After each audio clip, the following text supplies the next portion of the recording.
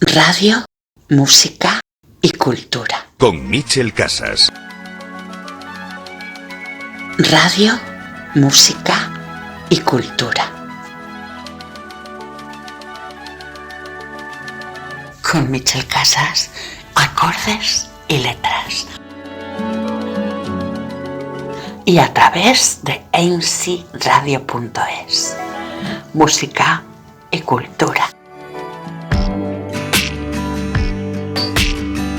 Bienvenidos a un nuevo programa de Acordes y Letras.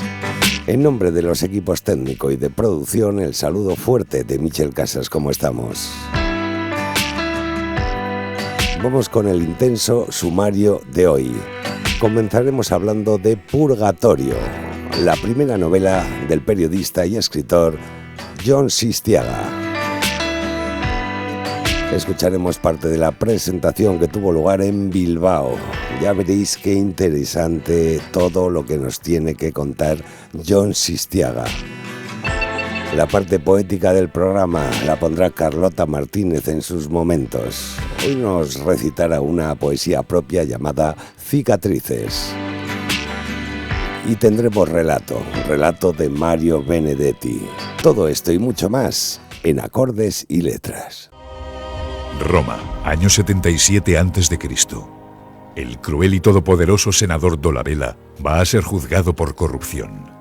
Nadie se atreve a enfrentarse a él, hasta que un joven patricio de 23 años acepta ser el abogado de la acusación y desafiar al poder de las élites. Su nombre es Cayo Julio César. Santiago Posteguillo nos muestra los orígenes del hombre tras el mito, grandes batallas y victorias militares, intrigas en una Roma llena de peligros y una emocionante historia de amor marcaron el destino de Julio César. Después de César, el mundo nunca volvió a ser el mismo. Descubre la verdadera historia de Julio César en la nueva novela de Santiago Posteguillo. Roma, soy yo. Hola, soy Mae López y te invito a leer mi última novela, Vuela, Esperanza de Vida. En ella conocerás a Fran. Fran es el dueño de un bar, muy querido por sus clientes. Ante una debilidad en su mano, acude al médico y le diagnostican ELA. Descubre lo que Fran siente y desea, lo que conlleva su enfermedad, cómo cambian las personas a su alrededor, cómo cambia él. Una novela de esperanza para visibilizar la ELA, que cuenta los entresijos de esta enfermedad silenciada. Un viaje que ayuda a valorar lo que tenemos, contado por unos personajes que vivirán contigo para siempre. Consigue ya en Amazon la novela Vuela, Esperanza de Vida. Vuela, la última novela de Mae López. La abadía de los herejes, Eugeni Verdú. Se trata de un thriller medieval, es una historia vibrante que nos sitúa a finales del siglo XIV y en donde impera lo que es la Inquisición pontificia. Las guerras eran otra fatalidad y la hambruna otra más. Unos modestos frailes que tras sus hábitos en realidad conforman una silenciosa milicia de mentes privilegiadas que trabajan secretamente para la red de espías del antipapa de Aviñón. Allí se topará con diferentes tramas y que entre otros le llevarán a descubrir la labor secreta de esos monjes, de una serie de muertes que parecen propiciadas por la peste pero tal vez no fuera así, y esa parte en la que algunos monjes osan revisar incluso la propia existencia de Dios. La abadía de los herejes, Eugeni Verdú. Me fascinó muchísimo la Castilla del siglo XIV para escribir esta novela, para escribir Matar al Rey, porque es un momento clave en la historia de España. Desde que existe un texto escrito hace 5.000 años, desde que tenemos historia y por tanto podemos leer, ha habido guerras. En los últimos 5.000 años no ha habido un solo día, ni un solo día, que no haya habido una guerra en la humanidad. Matar al Rey, José Luis Corral.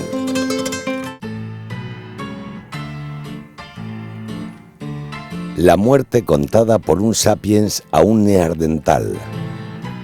Juan José Millás y Juan Luis Arzuaga. Pues sí, la muerte es el gran problema de la ciencia, no solamente de la filosofía. O sea, no estoy la muerte y la vejez. Sí, ¿por qué ocurre? Es que es muy sorprendente porque es un fenómeno del envejecimiento que no se entiende. ¿Por qué ocurre? ¿Y dónde la muerte? Es quizá el mayor, junto con la consciencia, el mayor enigma de la biología, ¿no? La muerte por depredación o la muerte por accidente, es decir, la muerte que viene de fuera, esa es comprensible. El problema es la muerte intrínseca, lo que se llama muerte natural. A morirse de dentro a fuera, le llamamos muerte natural. ¿Y tú crees que esto sería un buen tema para un libro, A vejez y la muerte? Juan José Millás, Juan Luis Arzuaga. La muerte contada por un sapiens a un neandertal.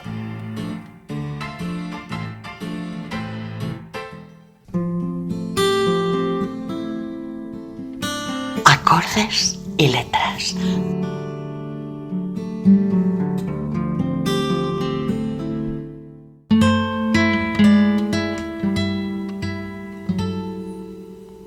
Para mí es realmente sencillo y a la vez complicado presentaros hoy la primera novela de Jon Sistiaga, Purgatorio. Como sabéis, Jon es un reputadísimo periodista, un gran reportero que ha estado en 1000 batallas y ha entrevistado a decenas de personajes de todos los tipos y en todas las partes del mundo. Recordaréis, por ejemplo, cuando en el año 2003 se encontraba en Bagdad retransmitiendo la guerra en Irak y su cámara, José Couso, fue asesinado por un misil disparado desde un tanque americano.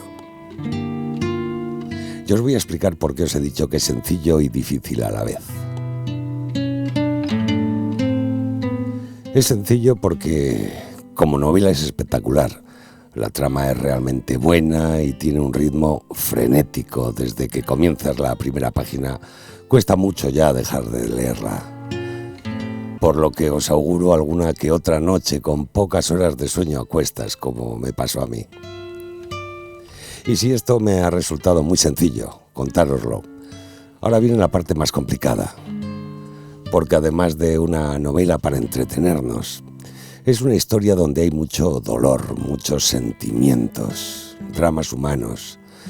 Pero esta parte os la va a contar enseguida el propio autor Jon Sistiaga. Os puedo resumir la trama general en muy pocas palabras. Estamos en la Euskadi del posconflicto.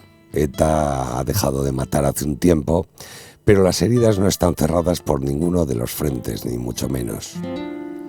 Ya no hay sangre, pero hay mucho dolor enquistado. La propuesta que nos hace Jon Sistiaga es la siguiente. Un terrorista asesino en su día de un industrial guipuzcoano y al que nunca pudieron detener, tiene una vida normal al frente de un restaurante. Es un hombre de éxito, los negocios le van realmente bien, pero la conciencia no le deja disfrutar de su nueva vida. Entonces decide ponerse en contacto con un comisario de policía que en su día era un torturador, algo que, como está demostrado, ocurrió desgraciadamente también, y le hace una propuesta. Él reconocerá que es un asesino si el policía reconoce a su vez que fue un torturador. Y a partir de ahí se destapa una explosión de tramas paralelas que convergen siempre en la misma. La necesidad de restañar heridas, de pedir perdón a la hija del industrial asesinado, de contar toda la verdad de lo que ocurrió. No os voy a adelantar más porque prefiero que lo vayáis descubriendo vosotros mismos al leer este libro. Hemos preparado un resumen de la presentación de Purgatorio en Bilbao, ya que nadie como el propio autor Jon Sistiaga nos va a contar no solo el cómo, sino el porqué de este libro. Yo os aseguro que no os va a resultar indiferente. Estuvo acompañado por el periodista Dani Álvarez. Escuchamos a Jon Sistiaga hablándonos de Purgatorio. Voy a empezar precisamente por la novela, ¿no? Digo que es el último jardín en el que te faltaba, uno de los pocos en los que te faltaba meterte. ¿Por qué una novela a estas alturas? Bueno, no es un jardín. No es un jardín meterte en un lugar que es fácilmente transitable por cualquiera de nosotros y que creo que todos deberíamos de pasar. Purgatorio es una elección como nombre, me ha parecido que es como potente, pero el purgatorio es ese lugar en el que todos, y sobre todo en este pueblo, deberíamos de sentarnos alguna vez, mirarnos al espejo para ver si nos gustamos, si en los peores años estuvimos a la altura, o no siempre estuvimos a la altura, o no estuvimos nunca a la altura, o quizás somos guardianes de secretos atroces. Purgatorio es una novela por la que transitan una serie de personajes que están en mi cabeza, pero que también son fruto de todo lo que yo he trabajado durante todos estos años en Euskadi y en otros lugares. Me explico. Purgatorio es ese rincón de pensar teológico, ¿no? Ese lugar donde hay que ir a expiar los pecados, donde uno puede o debería pasar para purificarse, sin saber si al final se va a ir hacia un lado o va a volver a bajar abajo, ¿no? Y en este país pincho, como dices tú, se vive en una dulce amnesia general, colectiva. Hemos pasado página demasiado pronto. La serie de televisión que realicé para Movistar sobre ETA, a la que llamé El final del silencio, estaba muy bien porque demostraba que se podía ya hablar de algunas cosas, pero ahora creo que viene la segunda fase. Y la segunda fase no la digo solo como periodista y como vasco de aquí, sino como tipo que ha estado en otros lugares que ya han pasado por esto. Esa amnesia colectiva en la que nos hemos instalado y en la que se está muy confortable es muy normal. Cuando ya no tienes que levantarte escuchando tu informativo con un nuevo atentado, una nueva muerte, o cuando vuelves a poder ir a tu trabajo tranquilamente sin que te hayan quemado un autobús. No sé, esto se lo cuento a mi hija de 18 años que se lo acaba de leer y no se lo cree. Y estas cosas que pasaban con tanta normalidad, en el momento en que desaparecen, las borramos rápidamente. Y está bien, hay que hacerlo. Hay que pasar rápido a otro estadio, a un oasis de tranquilidad, donde ahora sí esa frase que todos hemos repetido alguna vez, es que en Euskadi se vive muy bien, o mejor, en Euskadi se vive de puta madre, ya por fin es una frase real, pero que antes también se decía, era una de esas expresiones killer que llamo yo, que claro que se vivía de puta madre en Euskadi también, en los 80, en los 90, claro, si no llevabas escolta, o no estabas amenazado, o no te habían convencido de que tenías que pasar a la clandestinidad para pegar tiros, ¿no? Entonces, al haber pasado ya esa fase, automáticamente nos quedamos en esa tranquilidad absoluta. Y esa amnesia no significa que se hayan cerrado las cosas, las heridas. No. Hay heridas que no se han cerrado. Y hay heridas que son auténticas pústulas y que hay pus debajo. Y la pus siempre puede acabar otra vez contaminando al resto del cuerpo. Dirá, jo, qué pesado el John, a remover el pasado otra vez. Pues no soy pesado. Porque es que esto ya lo he visto en otros lugares y al final el pasado acaba volviendo. Y en este país, si nos mantenemos todos en esa amnesia en la que no nos sentimos interpelados a decir qué hicimos o qué dejamos de hacer en aquellos años chungos, tampoco se sentirán interpelados aquellos que sí que tienen que responder. Aquellos que sí que de verdad fueron causantes de todos los destrozos y todo el horror que se vivió aquí. Y están aquí entre nosotros. Lo que he elegido en Purgatorio es una serie de personajes que guardan secretos, esos secretos atroces de los que hablo. Es decir, aquí hay 300 asesinatos por resolver. Eso significa que habrá unas 200 personas que saben lo que pasó, o que lo hicieron, o que saben que lo hicieron. Y estos están entre nosotros. Y estos ya tienen entre 60 y 75 años, 80. Algunos habrán fallecido ya, pero los otros no. Y estos sí que son los únicos que pueden contar qué pasó y por qué pasó. Entonces, por Purgatorio pasan una serie de personajes, no voy a desvelar nada, pero Purgatorio es la historia de un hombre secuestrado y asesinado por 2 personas a las que nunca pillan. Y 2 personas que tienen la suerte de que, como no las han pillado, han seguido viviendo y trabajando en esta Euskadi, en esta Arcadia, en este país pincho, ocultando su pasado, pero encima creciendo y siendo buenos ciudadanos y siendo admirados y teniendo éxito. Lo que pasa es que a uno le carcome la culpa y el otro no piensa cambiar de estatus porque vive muy bien. Esta es en síntesis la historia a partir de donde se desarrolla. Uno está en la mortificación y en el remordimiento y el otro no quiere ni por asomo que el primero cante porque cae él también. Entonces, por el medio obviamente estará la hija de la víctima. Y la hija de la víctima también buscará cerrar su propio duelo, como muchos aquí en Euskadi. Entonces, el libro lo que pretende es hablar de muchos de los matices que han construido la narrativa de nuestro conflicto en los últimos años y de los que cualquiera de nosotros puede hablar.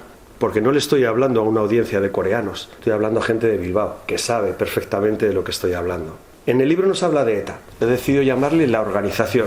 Bueno, pero es ETA, ¿no? Pues sí. Sí, John, es ETA. Pero quiero que cuando lo lea un lector, no sé, sudafricano o colombiano, o me da igual, o inglés, crea que puede entender lo que está ocurriendo ahí. Porque si le cambias los nombres y en vez de Azcárate le llamas O'Neill, podrías estar hablando de Lira. ¿Sirve igual? Sirve igual. Es universal. Si le llamas Restrepo, podrías estar hablando de las FARC o del ELN. O si le llamas Abdul-Majid, podrías estar hablando de la yihad islámica. Creo que lo que tiene de diferente, Dani, el libro este, aparte de un periodista haciendo una novela, es que no solo habla de mi imaginación y de los personajes que yo me he construido por la experiencia que yo tengo de trabajar durante 30 años aquí, cubriendo atentados, entrevistando a víctimas, entrevistando a miembros de ETA, a exmiembros de ETA, sino porque por aquí transitan miembros del IRA, paramilitares irlandeses, guerrilleros colombianos, yihadistas iraquíes, talibanes afganos, genocidas hutus, y todos te lo cuentan de la misma manera. Todos fueron convencidos por una serie de profetas que generaron la narrativa ideal para convencerles de que la única solución era matar por una idea. Si yo ahora mismo digo, hay un señor que dice en televisión o en la radio que hay una amenaza existencial para su país, que hay un genocidio en marcha para los suyos y que la única opción es atacar con violencia, ¿de quién estamos hablando? ¡De Putin! La categoría con la que funciona ese señor es la misma que enseñaron a muchos miembros de ETA de que tenían que hacer sacrificios humanos en el altar, en este caso del dios de la independencia, pero puede ser el dios del yihadismo, a mí me da igual, o el dios de la revolución, a mí me da igual.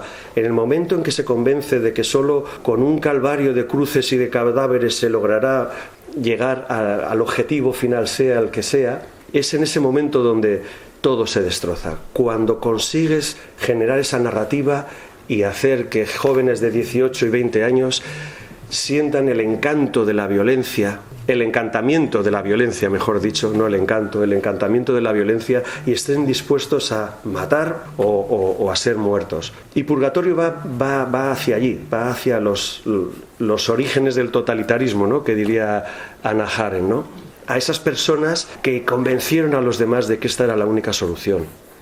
Tú equiparas en esta reflexión todos esos fenómenos, la raíz del totalitarismo, has dicho. Y de algún modo, cuando se presenta Purgatorio, es como una novela más o menos inspirada o destinada a la Euskadi posconflicto. Y conflicto es la palabra que ideológicamente ha sustentado todo ese fenómeno durante décadas, el conflicto. Había un conflicto y por tanto había que hacer algo. Y que era matar. Claro, había una necesidad de defender algo por la fuerza, por la violencia. Pero a mí me da igual que sea la independencia de un territorio, que es, oye, pues un objetivo político legítimo, si no matas por ello. Como si es la prevalencia de tu religión o como si es, pues, la importancia de tu raza. Por aquí hablará Josu Azcárate y Manol, Sigor, pero en sus bocas he puesto palabras que las he escuchado en muchos otros sitios. Y son las mismas expresiones. Y son los mismos tipos de gente. Al final, el que convence a los demás de matar siempre se va de rositas, porque no le encuentras el cañón humeante. Él no mata. Él dice a nosotros, bueno, igual si matamos, y siempre habrá alguno que caiga y se lo crea. Llámale Gudari, llámale yihadista, llámale, no sé, héroe. Siempre habrá alguien que digas que no hay solución, y siempre hay otra cosa que se repite como un patrón en todos los lugares, porque imaginaos que, claro, yo he estado hablando con exmiembros de ETA o incluso con miembros de ETA en algún momento, pero también lo he hecho con FARC, lo he hecho con Hutus, lo he hecho con Interangües, lo he hecho con talibanes, y sus expresiones son prácticamente las mismas. O sea, todos son, es decir, no todo el que mata luego es tan valiente. Me explico, es tan valiente de reconocer que lo ha hecho. Se puede decir, sí, fui yo, no, pero otra cosa es dar el salto. Desde el momento que matas, a nadie le explican, cuando convences a un chaval de 18 años de que tiene que matar, nadie le explicas que vas a dejar de ser un ser ético. Te conviertes en otra cosa. Suspendes tu humanidad dejas de ser persona humana, porque has quitado una vida y porque creías que tenías que hacerlo y te han convencido de que hay que hacerlo y que es la única solución, como está pasando ahora mismo en Ucrania. Si no atacamos, van a matar a nuestros amigos rusos, nuestros hermanos, y hay una amenaza existencial para nuestro país, para Rusia. Entonces, cuando te logran convencer de eso, te logran convencer además de que la violencia que vas a utilizar es una violencia buena, virtuosa, bondadosa. Que es distinta de otras. De las que están enfrente. Los otros son los malos y los que utilizan la violencia mala. Pero la tuya es buena. Y sí, a ver, cometeremos errores, habrá bajas, pero nuestra violencia es virtuosa y necesaria para salvar a nuestra gente. A nadie de todos estos le dicen que desde el primer momento que elaboras el primer comunicado de presentación en sociedad de tu movimiento terrorista o tu movimiento armado, o tu movimiento violento, tu movimiento por la liberación, póngale yihadista, talibán, desde el momento que utilizas la violencia y sacas tu primer comunicado, el siguiente comunicado será el que justifique un asesinato. Bien, hasta ahí llegas. El siguiente comunicado, la siguiente línea roja será la que justifique la muerte de un civil. Fue sin querer, pero bueno. Luego vendrán más líneas rojas. Los niños, las mujeres, las explosiones en un lugar común o público. Y siempre los secuestros. El secuestro que acaba en muerte. Y siempre vas a tener que elaborar y reelaborar un nuevo comunicado que justifique que ya ha dejado de ser buena y virtuosa, pero se retroalimenta a sí misma. Y aquí ha durado 50 años. En Colombia todavía sigue, aunque las FARC se hayan disuelto, pero hay otros que todavía han decidido seguir. O sea, y esa violencia se va mordiendo a sí misma y sigue generando no solo asesinatos y muertes, sino sigue acabando con gran parte de la juventud de ese país o ese lugar que ha decidido creer en esa violencia, que han sido convencidos, ¿no? Que, como diría Kipling, simplemente es que nuestros padres mintieron, nos engañaron. Esta palabra que has utilizado varias veces, en la que tú ves a Euskadi, en parte, la de amnesia. Amnesia es la antítesis de la palabra en la que nosotros nos recreamos desde hace unos cuantos años, que es convivencia. Claro. Nosotros utilizamos convivencia todos los días y nos recreamos en... Bueno, ha habido un... Y esto, si quieres, es un poco también hurgar en la herida, ¿no? Cuando el proceso de Irlanda, ¿no? Que tú conociste bien, aquí decíamos, nos tenemos que parecer a Irlanda, vamos a hacer las cosas como los irlandeses, y después Sudáfrica, y vamos a hacer como Sudáfrica, y Colombia, como los colombianos, y luego al final resultó que había un método vasco para acabar con todo aquello. Pero tú dices, nosotros decimos convivencia, y tú dices, cuidado, amnesia. Sí, bueno, a ver, el método vasco ha sido que unos han decidido parar y el resto hemos dicho, joder, menos mal, ya era hora. Pero no hay más método, no hay más método, y por eso purgatorio, porque nos va a pasar lo mismo que está ocurriendo en Irlanda y que ha ocurrido en otros lugares, que al final, mira, el título inicial del libro lo mantuve durante unos meses, iba a ser algo así como Las verdades imperfectas, porque cada uno tenemos una verdad. Ahora mismo, si preguntamos a cada uno de nosotros qué le está pareciendo esta intervención, coincidiremos en, bueno, yo no iba de negro, Dani también, 4 cosas, pero cada uno lo veremos de una manera. Si no nos damos cuenta de que esa manera es única nuestra, por tanto imperfecta, y solo creemos que es la única manera de verlo, que es lo que ha pasado aquí, no tenemos oportunidad de debate. Entonces, siempre cada uno de nosotros tendremos una verdad, incluso sobre el tema vasco, que nos preocupa tanto, y sobre lo que ocurrió. Pero si no las ponemos encima de la mesa, aunque duelan y aunque escuezan, y esto es lo que pretende este libro, que escueza, porque entonces te vas a dar cuenta que, joder, que es que estaba había una herida todavía y no la tienes del todo cerrada, ¿no? Si no sacamos esas heridas se van a pudrir y van a acabar extendiéndose por el resto del corpus social. Es decir, aquí todavía se tienen que contar unas cuantas cosas. Y hay gente que todavía lo puede contar. Y no sé si hay un método vasco, me gusta esa idea del método vasco, pero aquí el método es, al final, fue que por fin unos, que eran los que cometían la mayor parte de la violencia, o casi toda, o toda, decidieron parar. Por presión social, de acuerdo, porque plantamos cara, de acuerdo, porque la policía y las fuerzas y cuerpos de seguridad del Estado los tenían rodeados, porque no podían seguir, pero al final fueron ellos los que decidieron parar. porque vieron que ya no tenía ningún sentido. Entonces yo a algunos de estos les suelo decir, joder, primero, os disteis cuenta tarde, y segundo, igual tenéis que reconocer algunas cosas. Es que a mí me gusta esto de, no sé, le echo mucha jeta o soy un temerario, como dices tú. Pero, joder, yo me reúno con gente que ha estado dentro de ETA, con sus años de cárcel, etcétera. Oye, que muy bien, y charlamos, porque mi labor como periodista es descender a los infiernos. Y me da igual que sea un imán de la yihad islámica, que sea un talibán con no sé cuántos muertos, o que sea un genocida hutu en la cárcel de Kigali. Me da igual, hablo yo con todo el mundo. He bajado a todos los infiernos. Como diría el poeta, o sea, me han contado todos los cuentos, me he dormido con todos los cuentos, me sé todos los cuentos.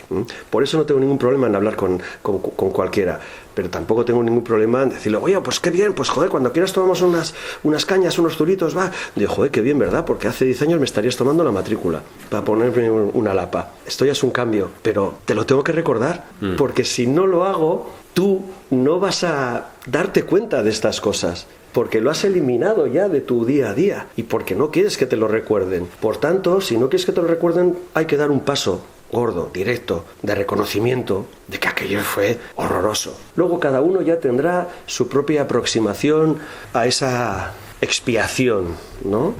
Pero quedan pasos, y en este pueblo pincho, como dices, se están dando pasos muy buenos. Pero también hay pasos atrás. Pero, a ver, Jardín, los Ongi Etorri, me parece horroroso. De acuerdo. Pero siempre nos fijamos en el Ongi Etorri que hemos conocido. Otro Ongi Etorri en Verango con un montón de gente.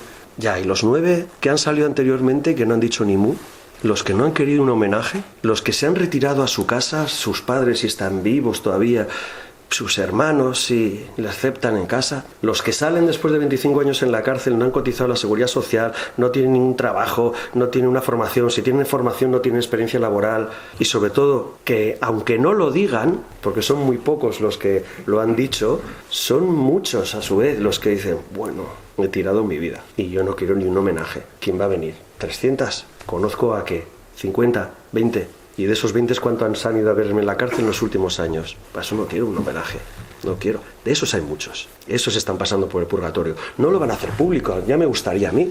Ojalá yo puedo resolver 4 casos. O sea, hay una cosa que se plantea que algunas...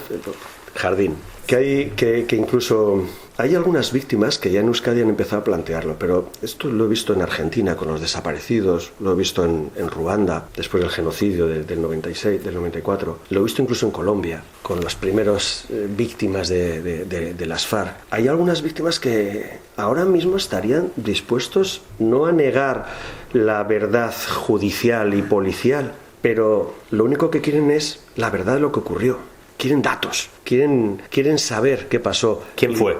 Casi ya es que hasta les da igual. Es decir, ¿quién fue? Vale, ¿y qué tiene? ¿70 años? ¿75? ¿Va a ir a la cárcel? ¿Se va a comer 2 meses de cárcel? Bueno, sí.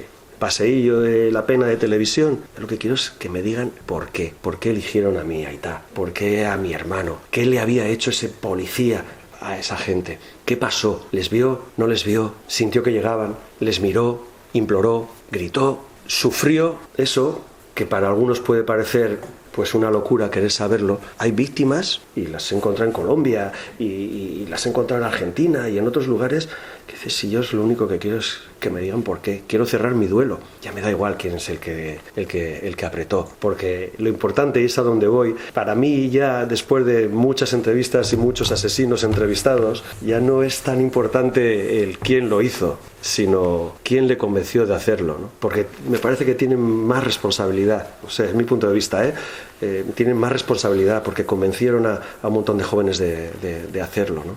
Hay un personaje en Purgatorio que representa esa imagen del, no sé cómo llamarle, el terrorista de salón, si quieres, ¿no? El que pensaba, el que convencía para hacer el mal, ¿no? Para ejecutar el mal. Y esa es la figura que te interesa. Bueno, sí, es una de las figuras que más me interesa, claro. Los de alfombra roja, esto no lo digo yo, lo dicen presos de ETA. ¿Y qué dicen de ellos? Bueno, pues eso, que hay unos que se han comido la cárcel y han ido por ahí colocando bombas, matando gente, y hay otros pues que son los que estaban tomándose el bacalao al pilpil en la sociedad gastronómica, ¿no? Y viendo el partido de Atleti mientras eso ocurría. Esto pasa en todos los lados, pasa en todos los lados. Sí, terroristas que yo llamo de esos de alfombra roja también, y alguno entrevistado en el Ulster, y son gente que se manejan en despachos, que están en universidades, en cátedras, escritores, periodistas. Estos son de verdad los que están en el origen, ¿no? de todo. Hay una palabra... No hay nombres ahí, son personajes que me he inventado.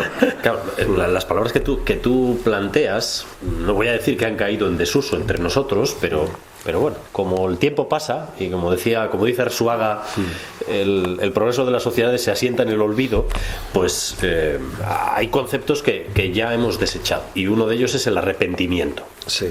Tú planteas abiertamente el arrepentimiento. Sí, yo lo que planteo en el libro es que hay palabras muro. Y en el modelo vasco de resolución de conflictos hubo palabras muro que hicieron frenar muchos procesos. La necesidad de la exigencia de pedir perdón, la necesidad de la exigencia de condena una acción, la acusación de equidistancia a muchos periodistas, esa palabra que ha matado siempre al periodismo. Son conceptos que no han hecho avanzar la resolución del conflicto, sino que a veces los han atascado. Y entonces en Purgatorio, parece que giramos todo alrededor de figuras religiosas, pero es que el cristianismo lleva 2000 años ya hablando de esto. Los conceptos de redención, de culpa, de responsabilidad, de memoria, son muy necesarios si quieres llegar a esa palabra que me has preguntado antes, que es la de reconciliación, o conciliación, o reencuentro. Pero para poder mirarnos todos, sin tener que cambiar de acera, o sin estar pensando sé lo que hiciste, o sé quién eres, necesitamos esos procesos de hablar. Por eso, no sé si es un jardín o no, Purgatorio, pero sí que hay que menear un poco la idea de que, joder, contémoslo todo. Y fijémonos ya, dejémonos de fijarnos en los tipos que salen con 60 años después de 30 en la cárcel, que están muy bien condenados. Se lo merecían, claro que sí, pero deberíamos estar en esa otra segunda fase de que se asuman no responsabilidades, sino que se reconozcan que todo se construyó alrededor de una falacia que generó muerte y dolor, y que hay personas que todavía necesitan una explicación. Aunque solo sea un lo siento, nada más. ¿Pretendes molestar con el libro? ¿Pretendes dar una patada en la espinilla? Sí, claro. Si no estaríamos aquí hablando así. Sí, pretendo que haya, pues hay un libro del Sistiaga, pues es que da en la herida, o yo creo que esto parece que estamos hablando de no sé quién o de no sé cuánto. Pues claro. Aquí se plantean cosas que yo he aprendido, por ejemplo, y yo lo visualicé en Irlanda del Norte. O sea, aquí, como en Irlanda del Norte, hubo lo que yo llamo muertos en el tiempo de descuento. Atentados cuando ya se estaba preparando la tregua o el fin. A esos chavales de 20 años que les ordenan matar o meter un atentado en la T4, nadie les dice que como caigan se van a comer 40 años y ahora no hay reducción de condena por buen comportamiento o por trabajos. Que se van a comer 40 años. Pero vamos, que tiramos la T4 y en 2 años ya hemos cerrado esto, el negociado. Pero estos se lo van a comer. Y en Irlanda pasó lo mismo. En Irlanda pues hay mucha desafección en mucha gente que ha pertenecido al IRA y que se ha comido años y años de cárcel, que me contaban así, mientras Jerry Adams estaba con Martin McGuinness cogiendo el avión del servicio secreto británico para negociar en Londres, estábamos mandando gente a Shankill Row a poner una bomba en una pescadería, matando 12 personas. En esa idea que tenía tanto McGuinness como Jerry Adams, estáis pillando el paralelismo, ¿no? Aquí. Que había que contentar o contener, digamos, a todas las almas, los posibilistas y los duros. Pero joder, al final mueren 12 personas en una pescadería o 2 ciudadanos ecuatorianos en la T4 y más, porque luego asesinaron concejales, asesinaron de todo. Pero ya puedes decir, sí, como Putin, que está todavía arrasando Mariupol, a ver si consigue mejor posición negociadora para luego cerrar y retirarse. No es lo mismo, pero al final hay gente que muere. Toda la gama de horrores que hemos conocido. Sí. Secuestro, asesinato, torturas, por supuesto silencio, encubrimiento, todo eso ha pasado aquí y en demasiadas ocasiones. ¿Pretendes que quede recogido todo el fotograma del mal, la genealogía del solo, mal, ¿no? Para que no te digan, ay, No. Como pasó con aquel cartel de la serie, ¿no? ¿De cuál? De Patria, con aquel cartel, ¿no? Ay, sacáis a ETA, sí, y torturas también para equidistancia. Bueno, a ver, aquí hay policías torturadores. Porque es una realidad que en este país, en el País Vasco, en los 70 y en los 80, algunos funcionarios del Estado cometieron algunas salvajadas o unas cuantas salvajadas, que no era política de Estado, ni había una orden concreta, pero sí personas que probablemente venían de una policía que ni estaba formada en valores democráticos, ni sabía que una tortura no te lleva a ningún lugar más que a que te cuenten lo que quieres oír o información de poca productividad. Es algo que es bastante obvio que ocurrió. Purgatorio también habla de esos no arrepentimientos y de esa gente que sabe lo que hizo y a quién lo hizo y que están aquí entre nosotros o que están destinados en otros lugares o que ya están jubilados. Es obvio que aquí hubo una guerra sucia, que desde mi punto de vista nos aumentó la duración del conflicto otros 10 o 15 años, porque generó una narrativa válida para que nuevas generaciones de jóvenes entraran dentro de ETA.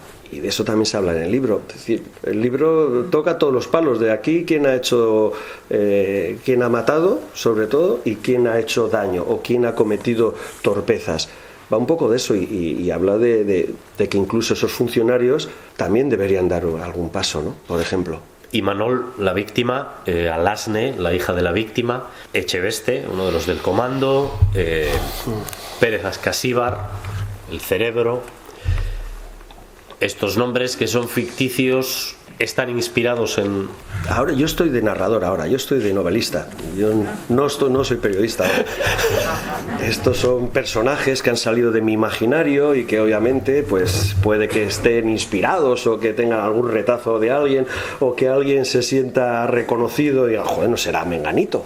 Pero no he pretendido eso, sino he pretendido construir personajes verosímiles que me he encontrado en muchos sitios, y la narración está construida en base también a mis propios recuerdos personales. Era mi primera novela y la he datado en una zona que conozco perfectamente y que no necesitaba ir a repasarla y coger notas y hacer fotos, que es mi zona, es el Bidasoa, es la zona de Irún, Hendaya, Fuenterrabía, San Sebastián, una zona muy barogiana, ¿no? La frontera es un lugar mágico para cualquier escritor porque es un lugar de tránsito, es una frontera que entonces estaba cerrada, pero que ahora, estando abierta, pues todavía hay gente que trata de pasar a nado e incluso fallece. Es un lugar siempre de buscavidas, ¿no? Y bueno, la novela tiene ese formato thriller y que se lee rápido, que no sabes qué va a pasar en el siguiente capítulo y... Perdona, pero me ha quedado un poco... O sea, como es un poco existencialista, me ha quedado entre Baroja y Tarantino. O sea, es un poco lo que está diciendo, pero claro, es un poco Tarantino también. Lo digo te va a gustar, ¿eh? Oye, muchas gracias de verdad por las preguntas, por la atención y por habernos escuchado. Recordarlo, se llama Purgatorio, es la nueva novela de Jon Sistiaga y está publicado en Plaza y Janés. Un libro que yo os recomiendo personalmente, os va a apasionar. Continuamos adelante en Acordes y Letras. Vamos ahora con nuestro rincón para la poesía, con nuestros momentos con Carlota Martínez. Momentos, tu minuto literario semanal. Permítete este pequeño rato. Es un regalo para ti que me escuchas. Disfrútalo. Te lo mereces. Momentos con Carlota Martínez. Un saludo para todos y todas las oyentes de Acordes y Letras. Hoy en Momentos os traigo un poema mío que se llama Cicatrices. Es un poema que está basado un poco en mi experiencia laboral como educadora social, que bueno, pues es muy intensa y bueno, a veces encuentra situaciones muy desgarradoras, ¿no? Y entonces se me ocurrió este poema, sobre todo en homenaje o para visibilizar la realidad de las mujeres que son víctimas de violencia de género y que, bueno, pues en muchos casos terminan siendo asesinadas por sus parejas. Así que este es el momento que os regalo esta vez, cicatrices. Sangran las cicatrices. Extraño tanto. Siento la piel desprenderse de los huesos. Sonido sordo de cadenas arrastradas. Ámame hasta matarme. No hace falta mucho esfuerzo. Ámame hasta fulminarme. Borra cualquier rastro del asfalto. Rezuman las cicatrices. Viscosa sangre ennegrecida por el luto. Se tiñen de gris las lágrimas que amargas se pierden en el abandonado escote viudo de caricias. Ámame hasta aniquilarme, solo así se puede continuar vagando. Mira, sangran las cicatrices. Mátame, no hace falta mucho esfuerzo.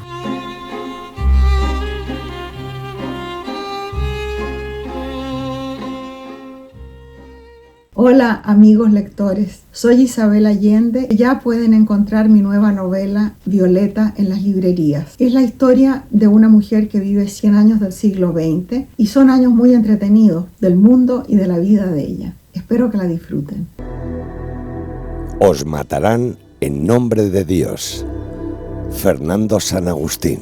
Esta es la historia de un personaje que deja atrás la dirección de los servicios de acción paralelos y se dedicará a buscar la razón del por qué todos los seres humanos recurren a Dios para solicitar su mediación en los conflictos, en los problemas o en las dificultades, cuando parece bien demostrado que Dios no les escucha y que si lo hace no les atiende. Descubrirán a unos grupos familiares que conservan oralmente, desde que murió Jesucristo, el relato de la vida del mismo. Lo que ellos contaban no coincidía en nada con los evangelios que conocemos. Fernando San Agustín. Os matarán en nombre de Dios. Soy Raquel Marín y os quería hablar de mi nuevo libro Alimenta el sueño para un cerebro sano, que viene a ser una guía práctica para dormir mejor y alargar la vida de tus neuronas. Os mando un fuerte abrazo y dulces sueños. Soy Cristina Fallarás y muchas veces me llaman loca. ¿Cuántas veces nos llaman locas, verdad? En mi nueva novela, La loca, os cuento la historia de Juana I de Castilla y también cuento nuestras historias. Cuando la historia la contamos las mujeres, todo cambia. La loca, ya en librerías. Esta es una novela que habla del exilio, que habla del norte de este país, un territorio durante demasiado tiempo tensionado y que nos cuenta cómo lo vivieron las mujeres, cómo lo vivieron las madres. Habla de cómo transmitimos y heredamos la memoria entre generaciones, los secretos, los silencios, pero también las mentiras. La bajamar. Aroa Moreno. Descubre en tu librería la nueva novela de Carlos Danón, Love Song. 3 músicos de talento y una gira veraniega. Una historia de amor, amistad y desolación. Love Song, de Carlos Danón. Publicada por Ediciones Salamandra. Sin miedo. El nuevo libro de Rafael Santandreu. Queridos amigos, os recomiendo leer mi último libro Sin miedo, donde explico los 4 pasos para superar cualquier tipo de temor, especialmente los temores más agudos, cualquier tipo de temor. Espero que os guste.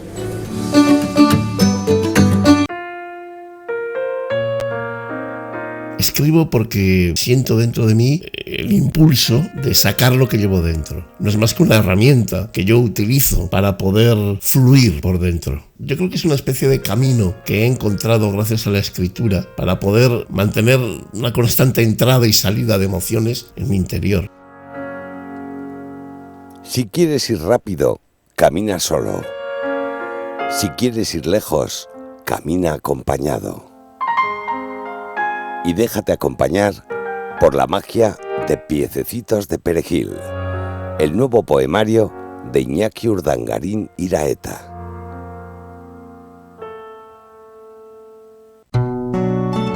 Con Michel Casas. Acordes y letras.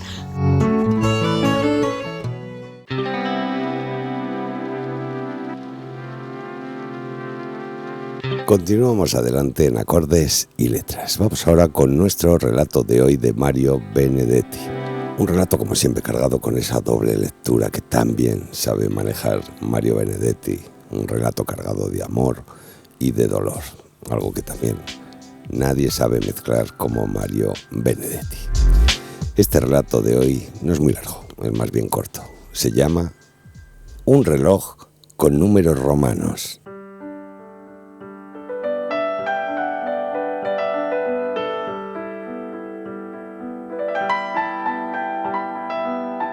¿Te llama la atención mi reloj?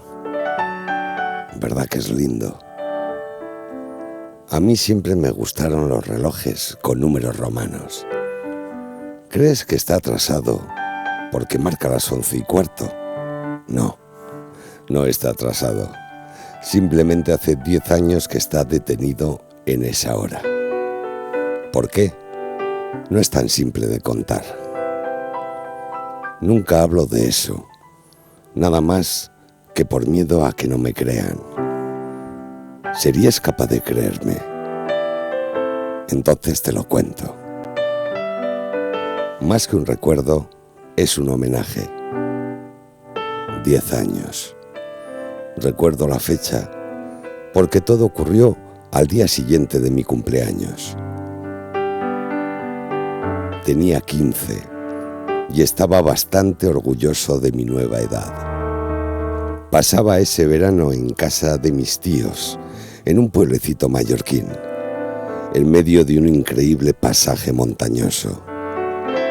Después de las muchedumbres y el tránsito enloquecido de Barcelona, aquello era un paraíso. Por las mañanas me gustaba ir a la cala que quedaba allí abajo. En hora tan temprana estaba siempre desierta. En esa época nadaba muy mal, así que nunca me alejaba mucho de la orilla, porque en ciertos momentos del día, las olas, altísimas y todopoderosas, eran siempre un peligro. Me bañaba desnudo, y eso constituía todo un disfrute en aquel agosto particularmente caluroso. Esa mañana descendí casi corriendo por el sendero irregular y pedregoso que llevaba a la cala, y una vez allí, sin mirar siquiera a mi alrededor, me quité la ropa. Iba a meterme en el agua cuando sentí que alguien me gritaba, algo como buenos días. Miré entonces y vi a una mujer joven, morena, hermosa. Llevaba una mínima tanga, pero su busto estaba al descubierto. Sentí un poco de vergüenza y me tapé con las manos, pero ella empezó a caminar y enseguida estuvo junto a mí. No tengas vergüenza, dijo, en un correcto español, pero con acento extranjero, como si fuese inglesa o alemana. Mira, yo también me quito esta menudencia, agregó, y así estamos iguales. Preguntó cómo me llamaba y le dije que Tomás. Tom, repitió ella. Eres lindo, Tom. Creo que me puse rojo. Ven, dijo, y tendió su mano hacia mí. Yo le di la mía. Ven, repitió, y me miró calmosamente. Sonreía, pero era una sonrisa triste. ¿Nunca has estado con una mujer? Dije que no, pero solo con la cabeza. ¿Y qué edad tienes? Ayer cumplí 15, contesté con mi orgullo algo recuperado. Entonces empezó a acariciarme. Primero los hombros, luego el pecho. Yo reí porque me hizo cosquillas. La cintura, siempre sonriendo, con infinita tristeza. Cuando llegó a mi sexo, este ya la estaba esperando. Entonces sonrió más francamente y con un poco menos de tristeza, pero no se detuvo allí. Continuó acariciándome y así llegó a mis tobillos y a mis pies llenos de arena. En ese momento comprendí que me estaba enseñando algo y resolví ser un buen alumno.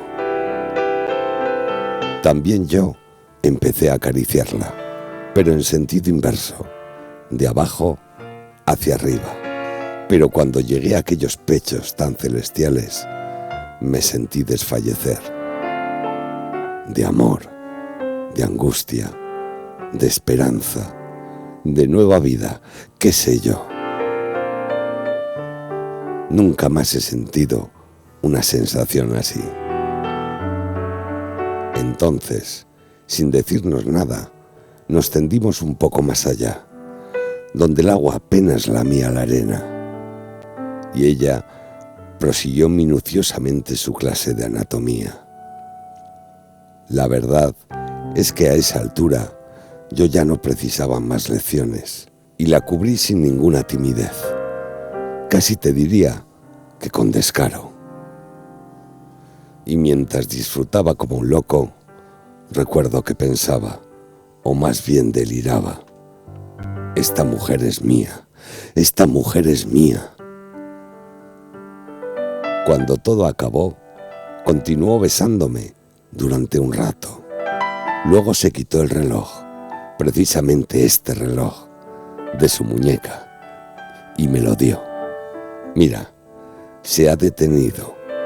Eso quiere decir algo. Guárdalo contigo. Y yo, que siempre había querido tener un reloj con números romanos, lo puse en mi muñeca. A ella le dije gracias y la besé otra vez. Entonces dijo: eres lo mejor que me podía haber pasado justamente hoy. Ahora me voy contenta porque nos descubrimos y fue algo maravilloso.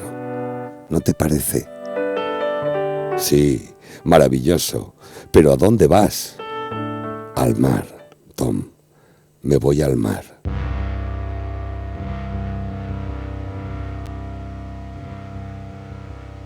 Al mar, Tom. Me voy al mar. Tú te quedas aquí, con el reloj que se ha detenido. Y no digas nada a nadie. A nadie. Me besó por última vez y su lengua estaba salada, como si fuera un anticipo del mar que la esperaba. Empezó a caminar lentamente. Se metió en el agua y de inmediato fue rodeada por el coro de las olas, que cada vez se fueron encrespando más. Ella siguió avanzando sin nadar, dejándose llevar, empujar, acosar violentamente por aquel mar que, lo pensé entonces, era un viejo celoso, desbordante de ira y de lujuria, un viejo que no la iba a perdonar y a mí me salpicaba como escupiéndome. Y así, hasta que la perdí de vista, porque las olas, una vez que golpeaban en las rocas, regresaban con ímpetu y la llevaban cada vez más lejos,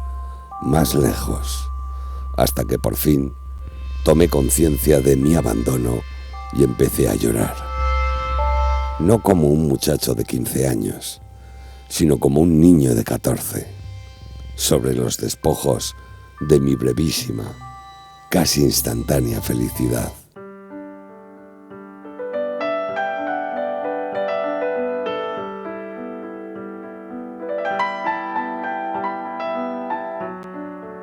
Jamás apareció su cuerpo en las costas de Mallorca. Nunca supe quién era. Durante unos meses quise convencerme de que tal vez fuese una sirena, pero luego descartaba esa posibilidad, ya que las sirenas no usan relojes con números romanos. Bueno, creo que no usan relojes en general. Aún hoy, cuando voy de vacaciones a Mallorca, bajo siempre hasta la cala y me quedo allí, desnudo y a la espera, dispuesto a darle cuerda nuevamente al reloj, no bien ella surja desde el mar, huyéndole a las olas iracundas de aquel viejo rijoso. Pero ya ves, en mi reloj de números romanos, las agujas siguen marcando las 11:15, igual que hace 10 años.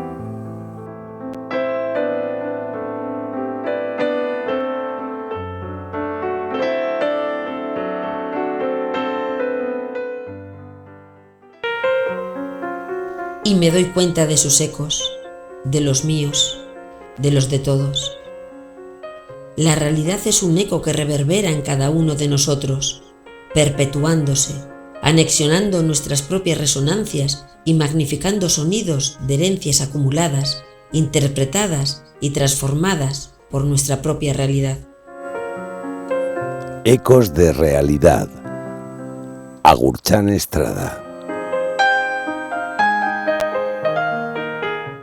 Soy Pilar Sánchez Vicente, la autora de La hija de las mareas. Empieza con el último ballenero y acaba con el levantamiento de Riego en Cabezas de San Juan, porque la lucha por los derechos de las mujeres no deja de ser una lucha por la justicia social, por las libertades colectivas, por los derechos humanos, y eso es lo que siente en aquel momento, a caballo entre el siglo XVIII y XIX, nuestra protagonista, Andrea Carballo, la hija de Jovellanos.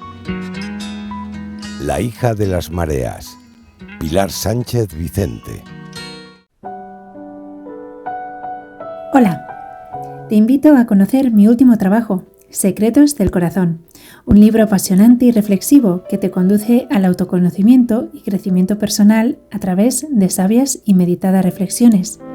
Si tienes problemas de estudio, si no te concentras en el trabajo, has perdido la motivación o si no sabes cómo gestionar y resolver tus conflictos emocionales, llámame.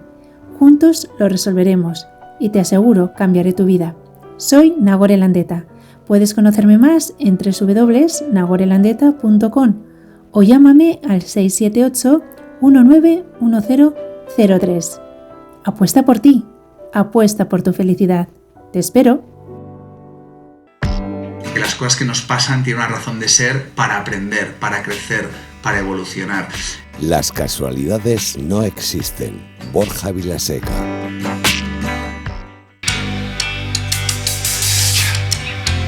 El camino imposible. Manuel Álvarez Sagó.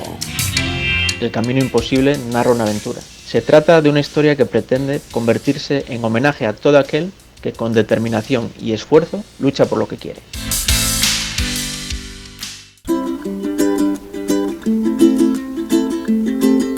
El libro de la vida positiva no es un libro más al uso. No es un libro de autoestima, ¿no? Es un libro que saca a flote tus valores y te ofrece las claves para tu felicidad. No pierdas la oportunidad de escribir tu libro y reescribir tu propia vida. Con el libro de la vida positiva de Pedro Riba, cumplirás tus objetivos, descubrirás tus talentos y serás feliz. El libro de la vida positiva de Pedro Riba en Amazon te gustará. ¿Qué fue de Luisita y Amelia cuando se marcharon a París? Descúbrelo en Luimelia en París, la novela que narra su historia cuando en 1976 se fueron para perseguir sus sueños. Luimelia es mucho más que una trama, es una revolución. Luimelia en París, ya a la venta. De ninguna parte es una novela en la que, como en las anteriores, lo que intento es bucear en lo más recóndito del ser humano, de intentar buscar respuestas a esos porqués que los seres humanos nos hacemos desde el principio de los tiempos. De ninguna parte, Julia Navarro. Buena Mar, Antonio Lucas. Buena Mar es una novela con dos trayectorias dentro del mismo espacio, que es el Océano Atlántico, un barco arrastrero gallego y un tipo que se embarca durante 20 y tantos días con un grupo de marineros gallegos, donde va a descubrir la aventura de hacer Gran Sol, ese caladero mítico y uno de los más peligrosos del mundo. Buena Mar. Con Michel Casas. Acordes y letras. Y esto ha sido todo por hoy en Acordes y Letras. En nombre de los equipos técnico y de producción, el saludo fuerte de Michel Casas. Gracias y hasta pronto.